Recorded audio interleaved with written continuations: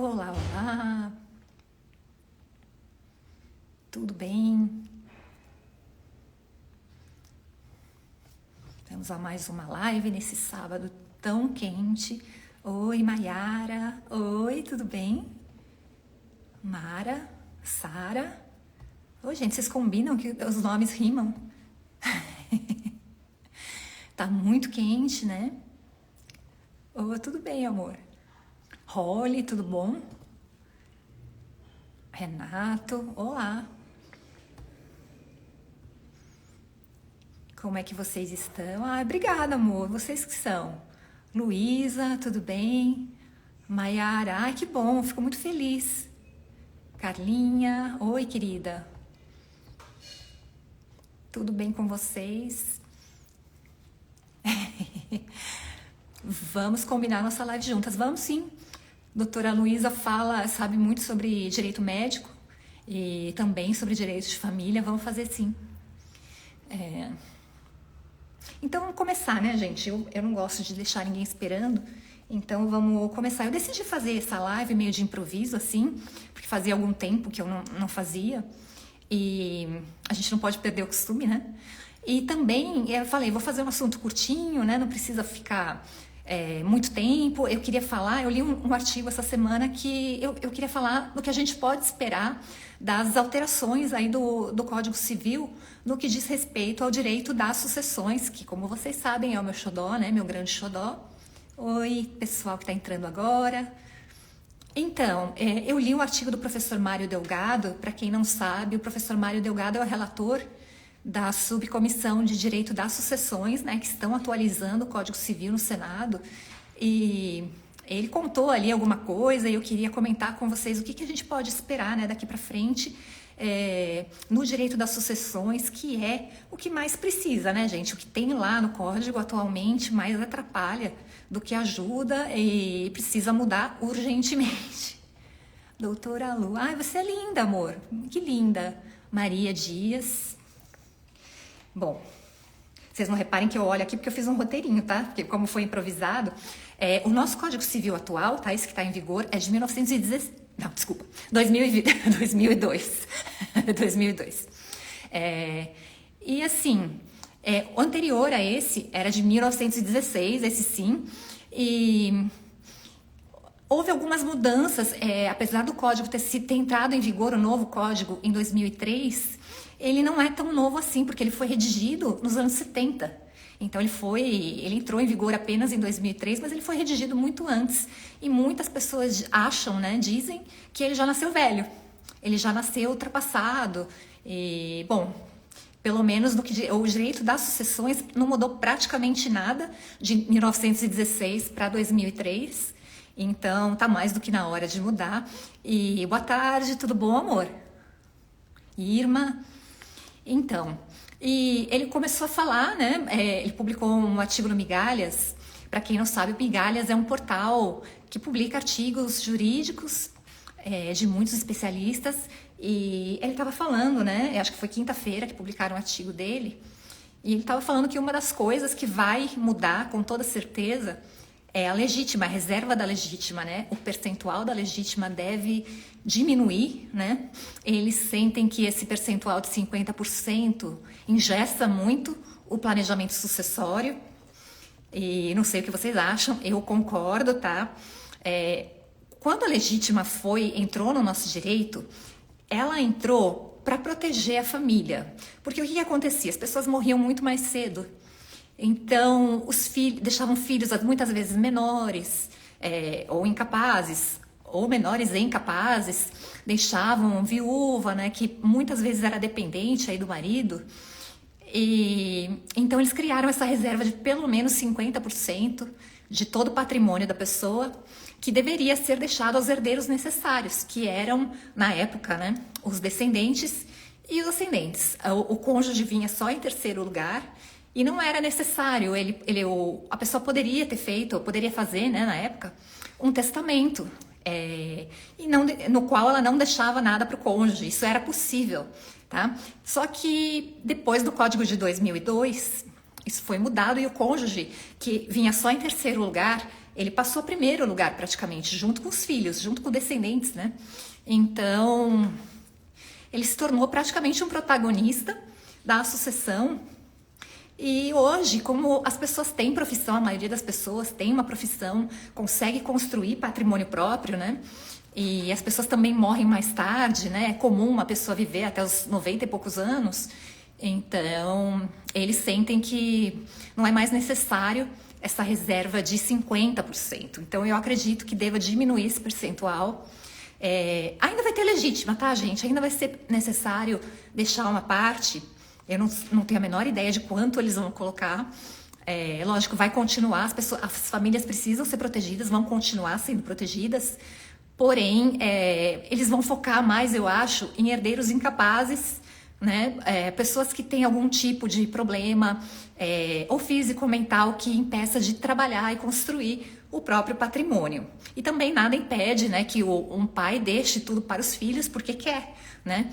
Então, é só não nomear mais ninguém em testamento que vai ficar naturalmente tudo para os filhos.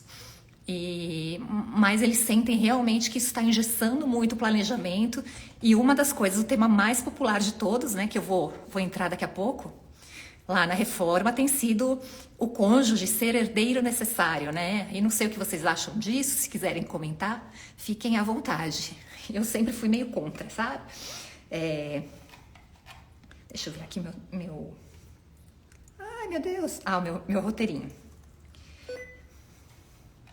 Isso aí. Outra coisa também, naquela época de 1916 era justo, tá? Deixar 50%, porque as famílias, elas viviam muitas vezes da terra, né? Os filhos não... Então, assim, todos viviam da mesma coisa.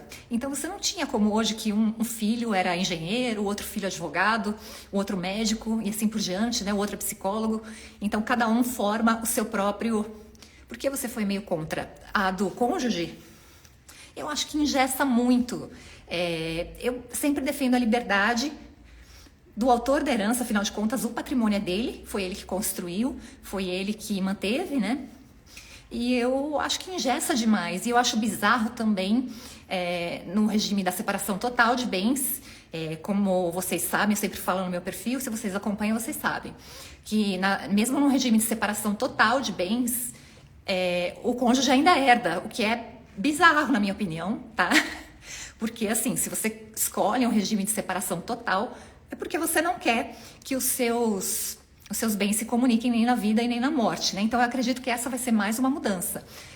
Separação total de bens vai ser total mesmo, né? Na vida e na morte não vai ter meação, não vai ter herança, não vai ter nada disso. Eu recebi uma verba indenizatória da Marinha indo para a reserva e quer ter direito a isso, que trabalhei 30 anos. Verba indenizatória da Marinha. Olha, as indenizações, quando você recebe, depende de quando... deixa eu explicar. Essa indenização pode vir agora, que você já está separado, mas se ela diz respeito a alguma coisa que aconteceu durante o casamento, tá? Você pode ter que dividir, sim, a depender do seu regime de bens. Então, vamos supor, eu conversei outro dia com um rapaz, ele estava se separando, e a esposa dele estava para receber uma indenização da Samarco, né? Vocês lembram daquele acidente das barragens? Ela ia receber uma indenização bem gordinha, né? E ele queria saber se ele tinha direito à metade. E no caso realmente tinha, porque o fato, né, aquele acidente todo aconteceu enquanto eles estavam casados. Então agora mesmo ela recebendo depois, mesmo assim, ele vai ter que dividir. E aí, gente, mais perguntas? Então, vamos lá. Oh, ai, que linda! Mas é ajuda de custo de aposentadoria. Não, aposentadoria não, né? Geralmente não. Mas também depende, se o seu regime de bens for comunhão universal, aí tudo tem que dividir. União estável tem direito à herança pós-morte ou doação em vida? Tem direito às duas coisas, tá? A união estável é uma outra coisa que eu acho que vai mudar, porque a união estável, o STF teve vários julgamentos em que eles determinaram que a união estável precisava se equiparar ao casamento em tudo. Então, alguns autores, inclusive, acham que o companheiro ou a companheira são herdeiros necessários. Ai, gente, desculpa, eu me engasgo toda. E isso é uma coisa que ninguém quer, tá? Então, eles devem colocar de uma forma mais explícita no novo código, né? Vai ser uma alteração de alguns artigos, né? E creio que eles vão colocar que o companheiro não vai ser necessário, tá? Ele pode receber, mas a pessoa vai ter a possibilidade lá de fazer um testamento sem deixar nada para o companheiro, que eu acho meio sacanagem. Mas também não acho certo que seja necessário, porque igual ao cônjuge, porque as pessoas têm que ter uma liberdade. A pessoa que escolhe a união estável, ela já quer uma coisa mais solta, né? Uma coisa mais informal. Então, eu acho talvez um erro equiparar o casamento em tudo, mesmo os direitos, sim, mas se tornar herdeiro necessário, tal, não necessariamente. Quando se separa com comunhão parcial de bens, a pessoa sai de casa, o que fica tem que pagar o valor correspondente à metade do que foi adquirido para o lar. Móveis, eletrodomésticos, olha, não necessariamente, tá? Vocês podem fazer um acordo, falar, olha, eu deixo os móveis aí para você. Agora, se tiver uma briga muito feia, o que fica, você pode pedir, né? Tem a pessoa que fica, mas não eu não costumo ver isso não, tá? Geralmente o que é grande, imóveis, automóvel, terreno é imóvel, né? Que mais? Coisas grandes, né, que entram na briga, geralmente a cama, o micro-ondas, não são parte da discussão, mas podem entrar sim, tá? Então, se vocês compraram esses móveis durante o casamento e agora o outro está fazendo questão de tudo, aí pode ser que tenha que pagar, sim, metade do valor para você poder ficar com tudo. Recebo essas perguntas em geral.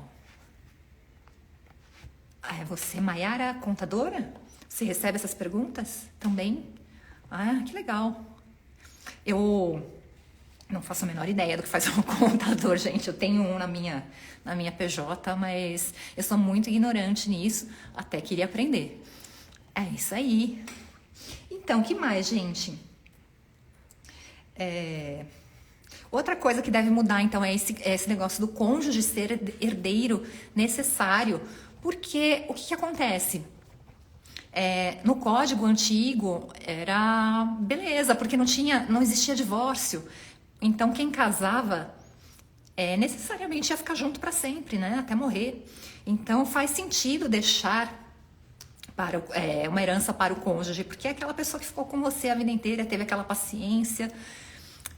Porém, hoje em dia não é mais assim. Os casamentos são cada vez mais curtos, tá? Esse Código Civil foi promulgado em 2002 e aí em 2010 veio a Emenda Constitucional 66, que facilitou muito o divórcio. E tá cada vez mais fácil se divorciar e as pessoas cada vez com relacionamentos mais superficiais, porque não querem justamente se comprometer, não querem comprometer o patrimônio. Então, eles acham que hoje em dia isso não faz sentido, que se você liberar a pessoa de deixar uma herança para o cônjuge, ela vai ter mais flexibilidade na hora de fazer um eventual planejamento sucessório, mais liberdade. E assim, não faz sentido muitas vezes, por exemplo, o cara tem filhos de um primeiro casamento, e aí ele casa com uma novinha, né? Os filhos já são adultos, ele casa com uma novinha, a novinha fica com ele 1 ano e ele morre. Então não faz sentido deixar essa viúva ser obrigado, né, a deixar tudo para essa viúva, deixar uma parte para essa viúva, ela concorrer com os filhos dele. Não faz muito sentido. E seria o que aconteceria hoje, né? A depender do regime de bens aí. Parabéns pelo sucesso. Obrigada, Ricardo. Tudo bom? Tudo bom. O que mais que deve mudar? Então, diminuição no percentual de 50%. Outra coisa, o testamento, né? Hoje em dia quase ninguém faz testamento no Brasil. Não é da nossa cultura. E o que eles vão fazer? Passar a integrar essas tecnologias novas à elaboração do testamento. Não sei bem como vai funcionar, mas para tornar mais acessível, né? Um documento mais acessível, que mais pessoas façam testamento. que hoje, assim, é um fiasco. É praticamente, acho que nem 1% dos brasileiros faz testamento. E deve haver também a introdução de novas opções, né, no planejamento sucessório. Não sei direito, né? Talvez volte o fideicomisso. Quando faz testamento, precisa de inventário? Precisa. Se você não quer fazer inventário, precisa pensar numa outra coisa, talvez uma doação com usufruto, dependendo do valor do patrimônio, talvez até fazer uma holding, né? Mas assim, não adianta só fazer a holding, você tem que passar as cotas para os herdeiros, né? E passar todos os seus bens para essa holding, então já é uma estrutura bem mais sofisticada. O testamento, ele não dispensa do inventário. O que ele faz? Ele diz, por exemplo, vamos supor, eu tenho 2 gatos. E vamos supor que eu tenho uma preocupação de quem vai cuidar dos meus gatos. Então eu falo, olha, eu vou deixar tudo para fulano de tal, desde que ele cuide dos meus gatos. Isso é uma coisa que eu posso fazer. Ou então fala, eu tenho, sei lá, 100 milhões, vamos pensar alto, né? Tenho 100 milhões aí para partilhar e eu gostaria de deixar todo o meu disponível, 50 milhões, eu quero deixar para, sei lá, uma amiga minha e o restante fica para os meus herdeiros legítimos, né? Que no caso seriam meus pais, né? Ou na ausência deles, o meu irmão. Ótima analogia dos gatinhos. É super possível fazer isso, gente. Vocês que têm pet e que se preocupam, é muito legal fazer isso no testamento, porque a pessoa sempre vai querer cuidar deles, né? Porque ela receber a herança vai estar condicionado a ela cuidar bem dos gatinhos. A companheira concorre, tá?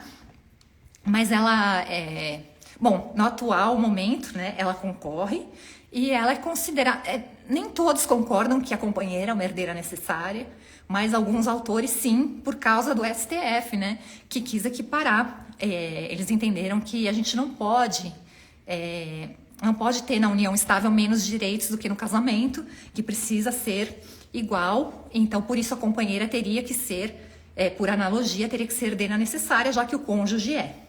Então, é uma das mudanças que deve aparecer agora para a reforma do Código. Ótima analogia dos gatinhos. Ai, que bom. O que mais? Tem alguma pergunta, gente? Relacionamento de 12 anos, cada um na sua casa. Faz muito bem. Mas cada um mora em sua casa. Peraí. É muito burocrático. Sim, sim. O inventário é muito O inventário não é tão burocrático, tá? Eu acho que vão facilitar também. Agora que tem a possibilidade de fazer extrajudicialmente, não é tão ruim, mas ainda é caro, tá? E o problema nem não é um particular que está cobrando muito, o problema é o imposto que você tem que pagar, é o maior, o imposto, a escritura que você paga, é tudo muito caro, né? E o valor dos bens que a pessoa deixa, o valor da escritura vai ser calculado com base no valor total dos bens. Então, assim, se uma pessoa deixa muita coisa, vai custar mais caro ainda. E os herdeiros muitas vezes não têm, né? Aí precisa pedir um alvará para poder sacar o dinheiro que está na conta do espólio, que o morto deixou, né? Algum dinheiro aí, para poder pagar o imposto. Porque realmente é muito alto e estão querendo aumentar ainda. Então, é terrível. E por isso que as pessoas não querem, né, fazer inventário. Eu particularmente gosto de fazer, mas porque eu estou na posição de advogada, né?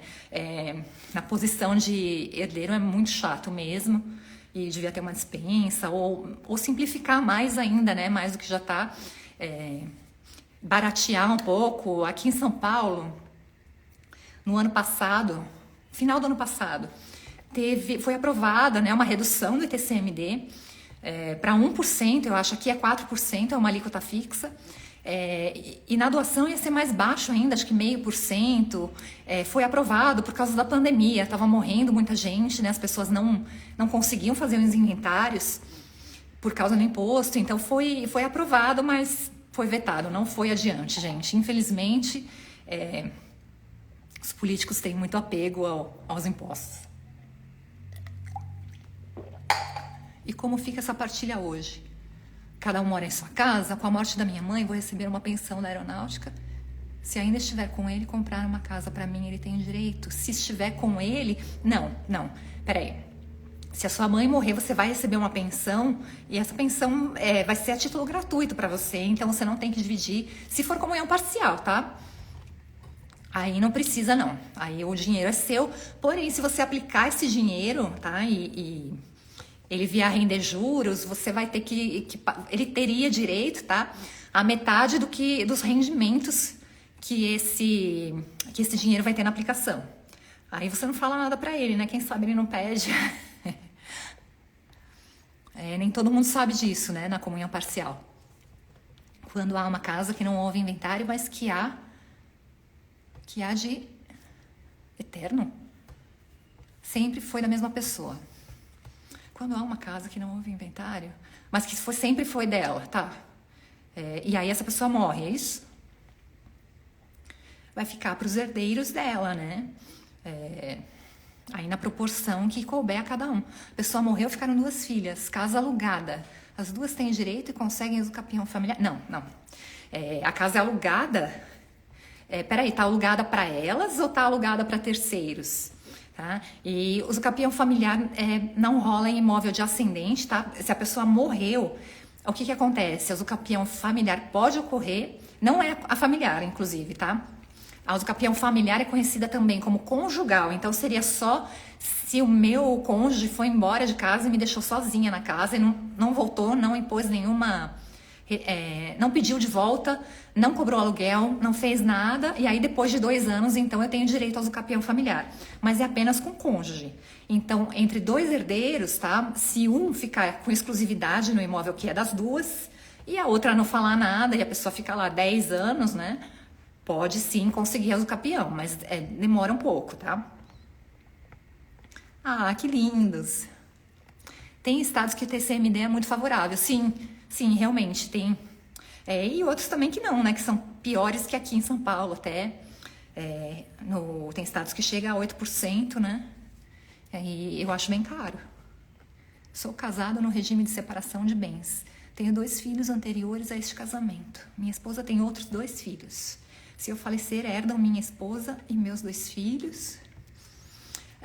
A sua esposa e os seus 2 filhos herdam seus bens. Os filhos dela do outro casamento, não, né? Porque eles não têm, não são seus parentes oficialmente, né? A menos que você queira reconhecer como seus filhos.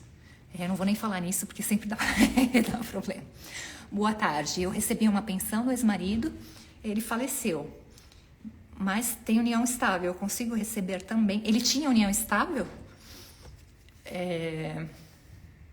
Olha, depende. Se era uma pensão alimentícia, a pensão alimentícia é uma obrigação, a gente chama personalíssima, ou seja, era só dele. Ele não vai passar essa obrigação para ninguém, né? Então, aí no caso, a obrigação se extingue com a morte dele. Agora, se for um espólio, se ele tiver deixado muitos bens e tiver um espólio considerável, você pode entrar,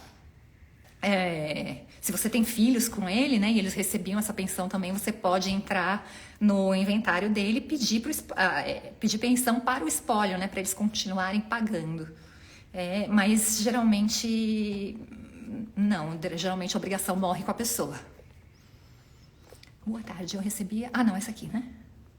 Ele tem união estável com outra pessoa, é como se ele estivesse num outro casamento, tá? Não tá mais com você, você consegue receber apenas os bens que foram adquiridos durante o seu relacionamento com ele, se for comunhão parcial. Não consegue receber nada do que ele adquiriu depois que estava com essa outra mulher, né, com a companheira dele. Não alugamos para terceiros.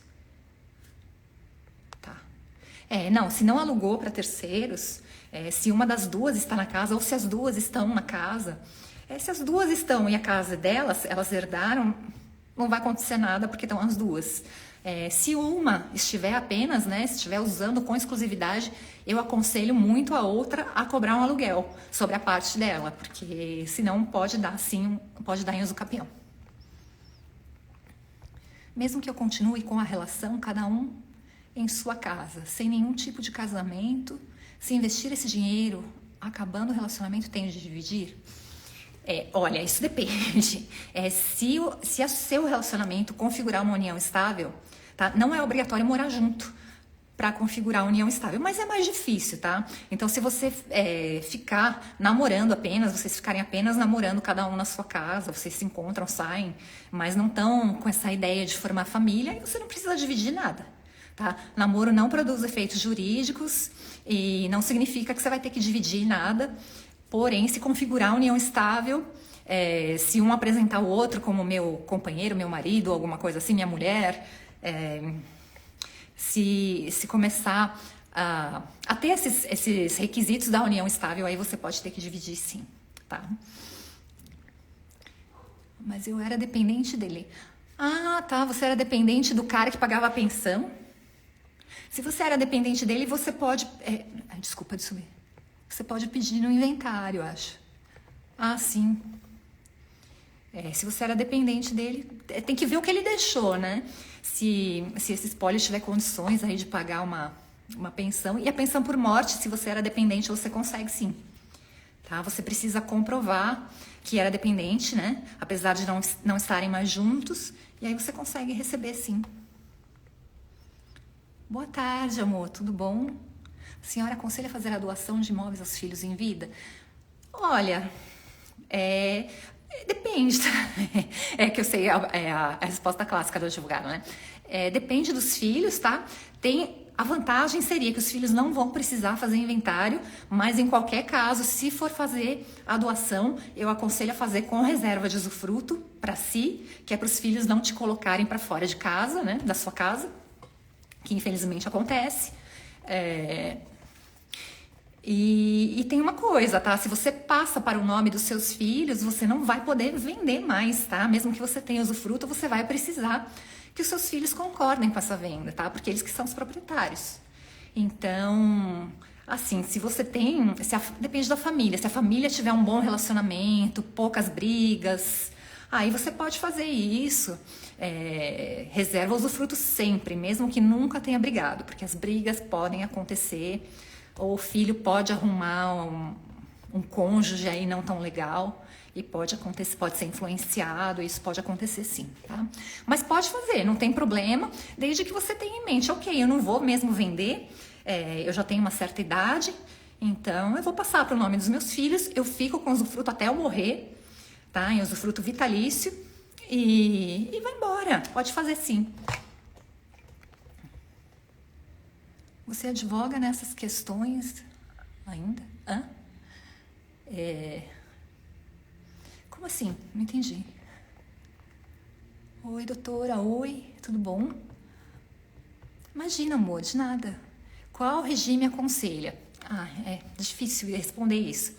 Se você já tem um patrimônio próprio, antes de casar, geralmente as pessoas não querem dividir, né? Então, você não vai para a comunhão universal, a menos que você tenha aí muita vontade de construir todos juntos, né? Às vezes o casal quer esse regime, hoje em dia ele é pouco usado, mas, sei lá, né? Se a pessoa se der muito bem, se quiser construir tudo juntos, o comunhão parcial, geralmente, eu particularmente não sei se eu casaria, tá?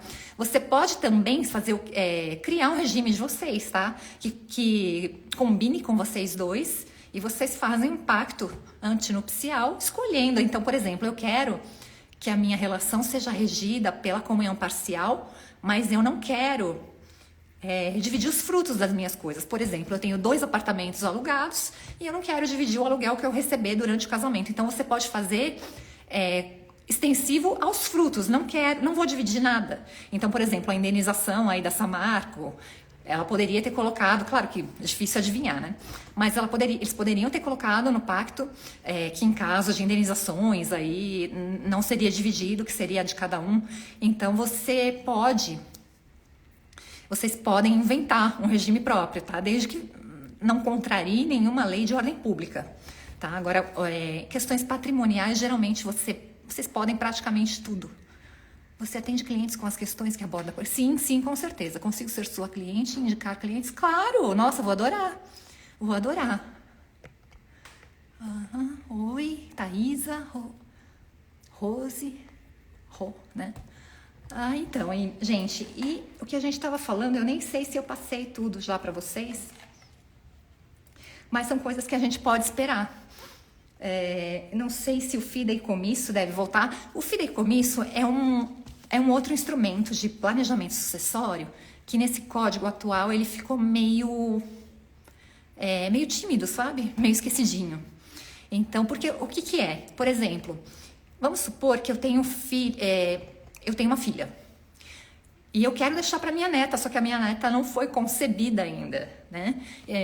A minha filha não tem filhos, então eu falo, olha, eu vou deixar isso aqui para você, para minha filha, em fideicomisso. Quando você tiver um filho, você vai passar, um filho maior de idade, né? Você vai passar esse bem para ele.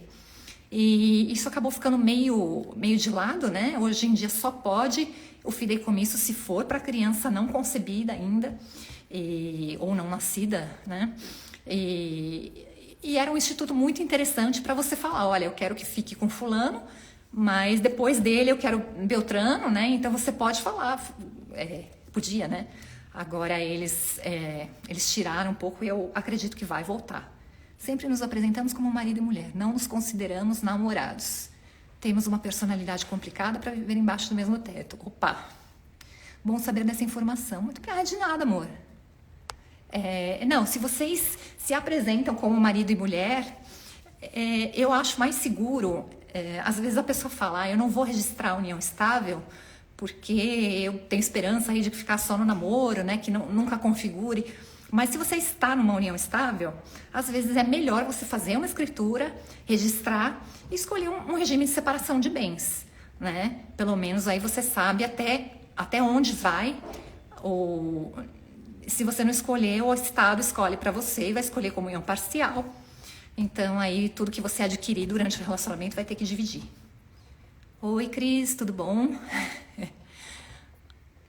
E aí, gente, pode fazer perguntas?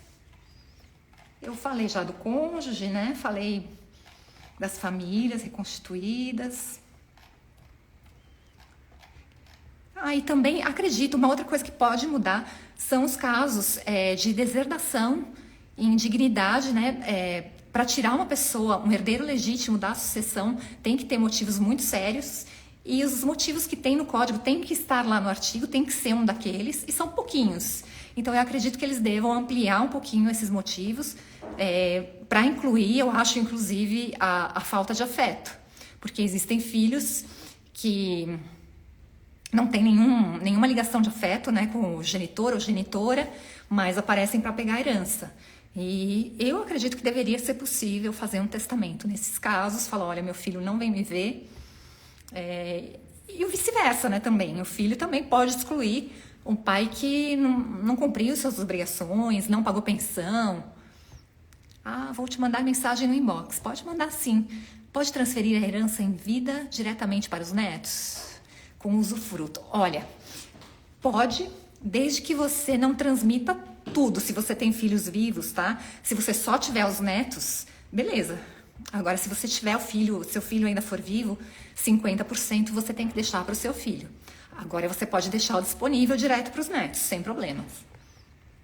Vamos marcar uma reunião. Com certeza, amor, vou adorar. Eu e meu marido não somos casados e moramos na casa da minha família. Não temos nada registrado. Se eu falecer, ele pode querer parte da casa da família? Olha, pode sim. Ele não vai ficar, porque se a casa é da sua família, deve ser em condomínio, né? Vocês devem ser várias pessoas da família, donas da mesma casa. Se você falecer, então ele não vai poder morar na sua casa para o resto da vida, tá? Porque o direito real de habitação seria quando a casa é realmente do casal. Então, eu acho difícil, tá? Pode ser que ele queira, mas eu acho difícil conseguir. Se fosse uma casa de vocês dois, aí sim. Aí sim, ou uma casa sua apenas, né? Também poderia, mas se não é sua, é difícil ele chegar. E também, se a sua família emprestou para vocês morarem, não tem usucapião, imóvel que a gente empresta de boa vontade para o outro morar, tá? Usucapião em casos específicos não é tão fácil como as pessoas acham. Então, você precisa comprovar um bom período de tempo lá e não é tão simples. Então, eu acredito que não, ele não vai ter direito a essa casa, tá? Contrato de namoro é fácil de fazer? É super fácil, amor. Super facinho. Vocês vão dizer, né, que vocês não têm intenção de constituir uma família, que aquilo é um namoro e que se um dia aquilo vier a mudar, se vocês vierem a constituir uma união estável, vocês podem escolher. Vai ser regida pelo regime, sei lá, separação total de bens. Isso pode sim, é bem tranquilo. Tem um apartamento financiado e ela tem um apartamento que ela mora, mas o dono desapareceu e mora há mais de 11 anos. Já é uso campeão no divórcio, ela quer ficar com um apartamento financiado. Peraí, apartamento financiado. Ela mora e o dono desapareceu há mais de 11 anos. Não é só o dono desaparecer, ela precisa comprovar que nunca ninguém reivindicou esse imóvel. Posse mansa, pacífica, né, e duradoura. Ou seja, eu tô aqui morando e ninguém nunca se opôs a isso. Ninguém veio me cobrar um aluguel, ninguém veio falar esse imóvel é meu, ninguém me emprestou por contrato, né, contrato de comodato. Quando tem um contrato de comodato, você já interrompe o prazo capião, porque o contrato de comodato diz essencialmente, eu estou te emprestando esse imóvel e você está aí porque eu estou permitindo, né? Então, aí a pessoa está exercendo a posse indireta e aí não rola uso capião. Ninguém nunca procurou para nada.